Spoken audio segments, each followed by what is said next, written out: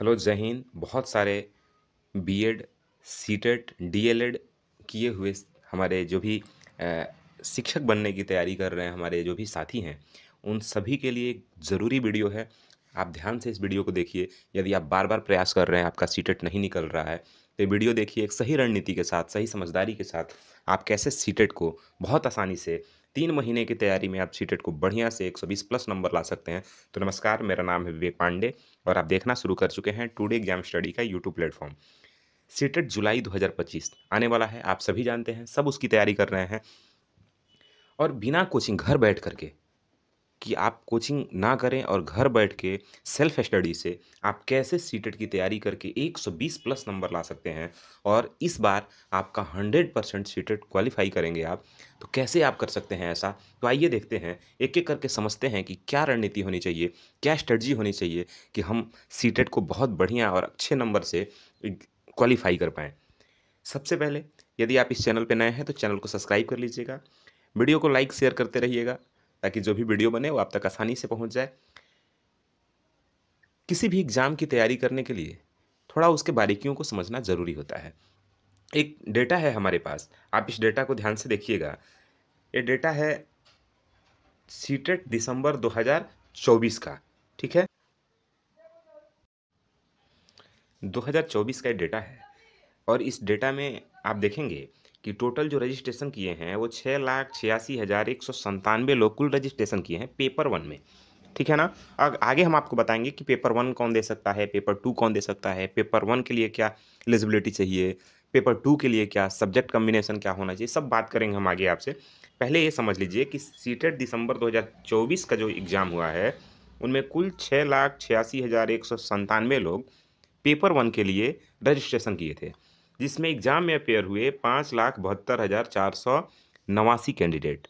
उनमें क्वालीफाई कितने किए?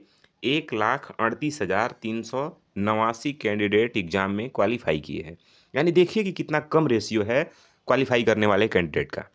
इसका मतलब कि क्या पढ़ते नहीं हैं लोग? पढ़ते हैं, लेकिन सही दिशा में उनकी तैयारी नहीं है, सही रणनीति नहीं है।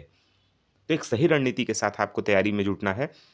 ऐसे ही पेपर 2 में देखिए 13,62,884 कैंडिडेट ने रजिस्ट्रेशन किया था, फॉर्म भरा था, जिसमें 11,36,087 कैंडिडेट अपीयर हुए थे एग्जाम में और क्वालिफाई कितने किए? 1,39,888 कैंडिडेट ही केवल पास कर पाए, लगभग 12% के आसपास। ठीक है, ये पास करने का रेशियो है। तो आप कैसे सही रणनीति के साथ पास कर सकते हैं, इन्हीं सब चीज़ों पे हम बात करेंगे, इन्हीं सब बारीकियों पे हम बात करेंगे। आगे देखते हैं। अब आप ये समझिए कि सीटेट कौन दे सकता है, पेपर 1 क्या है, पेपर 2 क्या है, इसको भी जानना बहुत ज़रूरी है। बहुत फ्रेशर ऐसे छात्र हैं जो अभी डीएलएड कर रहे हैं, BTC second year, first year में हैं या फिर बीएड फर्स्ट ईयर या सेकंड ईयर में हैं। तो हम ये भी समझेंगे कि क्या अगर हम फर्स्ट ईयर में हैं तो फॉर्म भर सकते हैं कि नहीं?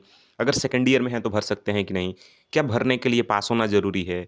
या फिर अगर हम पढ़ ही रहे हैं तब भी फॉर्म भर सकते हैं? इन सब बातों को समझेंगे। देखिए, सबसे पहले सीटेट एक पात्रता परीक्षा है, ठीक है ना? 2 तरह का पेपर होता है, पेपर 1 और पेपर 2। पेपर 1 जो होता है, पेपर 1 के लिए आपका 12th पास होना ज़रूरी है और साथ में डीएलएड आप किए हों या फिर बीटीसी किए हों, ठीक है ना? डीएलएड आपके पास हो पेपर 1 के लिए, क्लियर है? पेपर 2 के लिए आपके पास ग्रेजुएशन हो, साथ में डीएलएड हो या फिर बीटीसी हो या फिर बीएड हो। पेपर 2 का एग्ज़ाम जो आप दे रहे हैं, तो ग्रेजुएशन होना ज़रूरी है। उसके साथ ही या तो आप डीएलएड किए हों, या तो आप बीटीसी किए हों, या फिर आप बीएड किए हों। पेपर 1 का जो फॉर्म भरता है, वो 1 टू 5 का टीचर बनता है और जो पेपर 2 का फॉर्म भरता है, अच्छा, अगर आप ग्रेजुएशन किए हैं, ठीक है, तभी आप पेपर 2 का फॉर्म भर सकते हैं और जो पेपर 2 का फॉर्म भरते हैं, वो 6 टू 8 के टीचर बनते हैं। क्लियर है? चलिए, इतनी बातें आपको समझ में आ गई। और एक बात और है कि कोई भी ऐसा छात्र जो बीएड, बीटीसी या फिर डीएलएड अपेयरिंग में है, अपेयरिंग का मतलब है कि आप फर्स्ट ईयर का एग्ज़ाम दे चुके हैं या 3 सेमेस्टर का एग्ज़ाम आप दे दिए हैं, लास्ट सेमेस्टर में आप हैं, तो आप फॉर्म अप्लाई कर सकते हैं। आप पास हो जाएँगे तो आपकी डिग्री, मतलब जो भी आपका सर्टिफ़िकेट मिलेगा वो वैलिड होगा, ठीक है ना? अगर आप अपेयरिंग में फॉर्म भर के पास होते हैं तब भी आपका सर्टिफ़िकेट वैलिड होगा और इसकी वैलिडिटी लाइफ़ टाइम के लिए है, ठीक है? आई होप को कि आपको ये समझ आ गया होगा। आगे देखते हैं इसका पैटर्न क्या है, इसको भी समझ लेते हैं। पैटर्न इसका समझिए, टोटल 150 नंबर का पेपर होता है, यानी 150 क्वेश्चन 150 मार्क्स, ठीक है। कुल समय 150 मिनट आपको मिलते हैं, यानी लगभग 2.5 घंटे।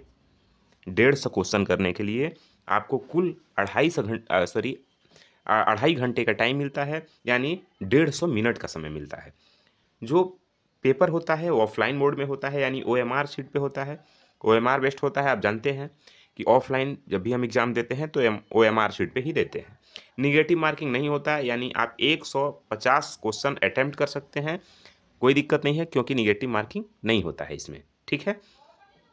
और 150 में क्वालिफाई करने के लिए आपको 90 नंबर चाहिए अगर आप जनरल कैटेगरी से हैं। यदि आप OBC ST कैटेगरी से हैं तो आपको 82 नंबर चाहिए क्वालिफाई करने के लिए। क्लियर है? चलिए आगे देखते हैं। कुछ चीज़ें हैं कि सीटेट की तैयारी अगर आप कर रहे हैं तो क्या नहीं करनी चाहिए, ऐसी कौन सी गलतियां हैं जो हमें बिल्कुल नहीं करनी चाहिए। तो सबसे पहले जो गलती लोग करते हैं, अगर मान लीजिए भाषा जैसे सीटेट में क्या होता है, भाषा 1 और भाषा 2 दो लेना होता है। तो भाषा का जो पेपर लोग लेते हैं उनमें इतना व्याकरण पढ़ने लगते हैं, ग्रामर पढ़ने लगते हैं, जिसकी आवश्यकता ही नहीं होती है, क्योंकि उतना आता ही नहीं है। कुछ पैसे जाते हैं, कुछ गद्यांश पद्यांश आते हैं, व्याकरण से मुश्किल से 1 से 2 सवाल रहते हैं, जिसके लिए लोग पूरा ग्रामर पढ़ डालते हैं। तो ये काम आपको बिल्कुल नहीं करना है, ग्रामर को ज़्यादा नहीं पढ़ना है और सिलेबस के अलावा कुछ नहीं पढ़ना है। कई लोग क्या करते हैं कि एकदम पूरा रिसर्च करने लगते हैं, उसमें PhD करने लगते हैं, तो ऐसा नहीं करना है, वही लोग फेल होते हैं। PhD नहीं करना है आपको, सिलेबस के अकॉर्डिंग पढ़ना है।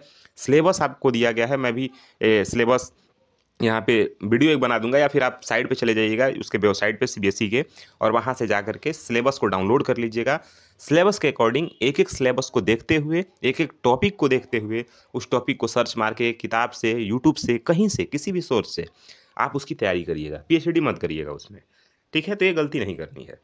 आगे देखते हैं सिलेबस क्या है पेपर 1 के लिए। तो पेपर 1 के लिए भाई सबसे पहले CDP 30 नंबर का क्वेश्चन रहता है, ठीक है। हाँ, शिक्षा शास्त्र का 30 नंबर का क्वेश्चन रहता है। उसके बाद 30 नंबर का मैथ रहता है, जो पेपर 1 की तैयारी कर रहे हैं। 30 नंबर का EVS यानी पर्यावरण रहता है।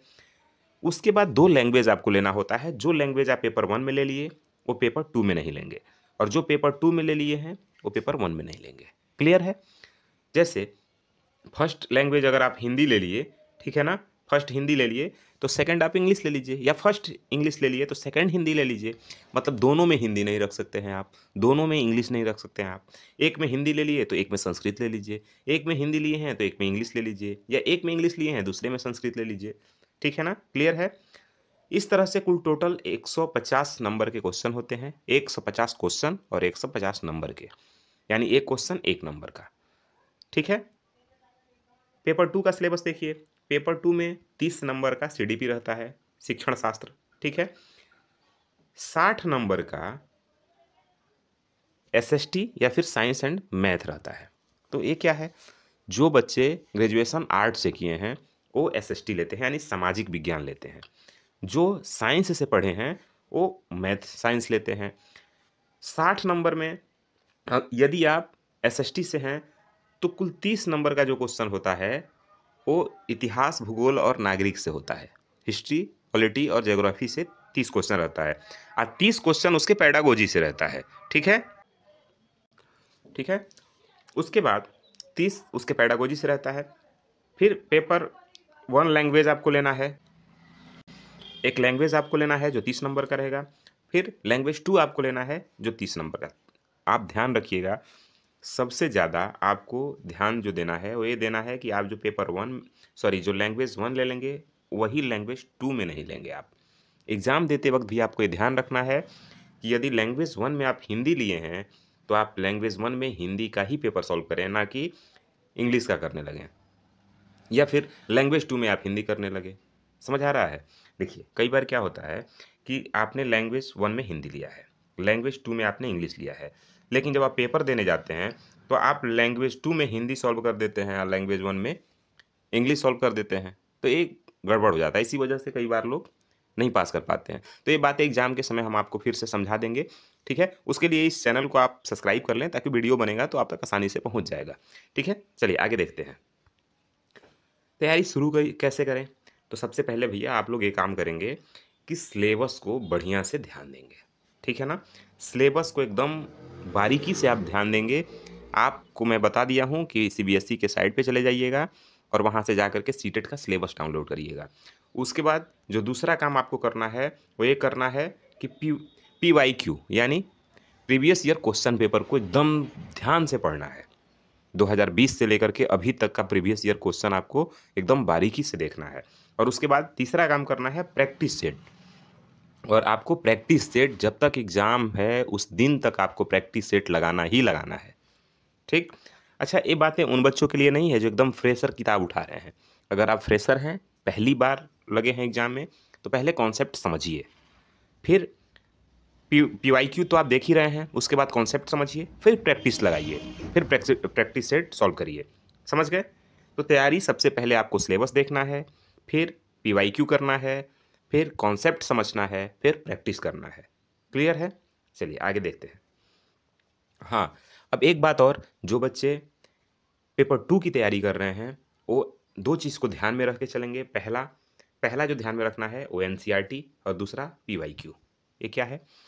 तो जो पेपर 2 की तैयारी कर रहे हैं 6 to 8 तक के NCERT के किताब को लाइन बाय लाइन पढ़िएगा, लाइन बाय लाइन क्वेश्चन आता है वहाँ से। और जो पेपर 1 की तैयारी कर रहे हैं 3 से लेकर के 6 तक के किताब को ध्यान से पढ़ेंगे, NCERT लाइन टू लाइन। ठीक है, क्लियर हो रहा है? समझ पा रहे हैं आप? और पढ़ने के बाद PYQ यानी प्रीवियस ईयर क्वेश्चन, बहुत बहुत इंपॉर्टेंट है। प्रीवियस ईयर क्वेश्चन आपको करना, इसीलिए वेरी वेरी इंपॉर्टेंट। ठीक है ना, एकदम आपको करना ही करना है, इसको इग्नोर नहीं कर सकते आप। तभी आपको पेपर का मूड समझ में आएगा, पेपर का पैटर्न समझ में आएगा, आपको क्वेश्चन का मूड समझ में आएगा कि क्या क्वेश्चन किया जा रहा है। हर साल क्वेश्चन का मूड चेंज हो रहा है, तो उस तरह से आप PYQ किए बिना नहीं समझ सकते हैं। क्लियर है? ऐसे ही आप तैयारी में जुटिए, हम आपके साथ हैं। आप बहुत सारा वीडियो है यूट्यूब पे, वहाँ भी देखिए, हम भी आपके साथ हैं। जब जब हमें समय मिलेगा, जब जब हमें मौका मिलेगा, हम आपके लिए वीडियो बनाते रहेंगे। तो यदि आपको ये वीडियो अच्छा लगा तो अपने दोस्तों तक भी इसे शेयर करें ताकि अधिक से अधिक लोग इसका लाभ लें। यदि आप इस चैनल पर नए हैं तो चैनल को सब्सक्राइब करिए, बेल आइकन को प्रेस करिए ताकि जो भी वीडियो बने उसका नोटिफिकेशन आप तक आसानी से पहुँच जाए। मिलते हैं अगले वीडियो में, तब तक के लिए जय हिंद।